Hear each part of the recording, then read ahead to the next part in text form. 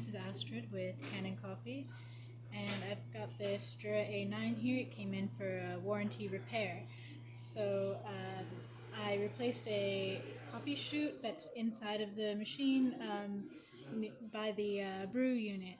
So this funnels the coffee into the brew unit, and the old one was broken and was causing the coffee to fall out into the machine and clog up the brew unit. So I replaced it. It's working properly now, and I'm just going to do a quick demonstration, show that the machine can brew a great shot of espresso.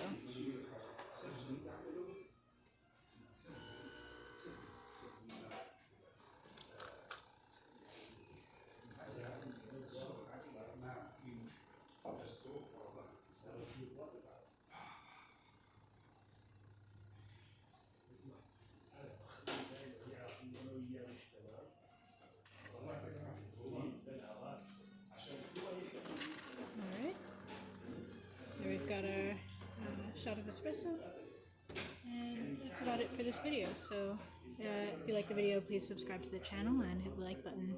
Thanks for watching.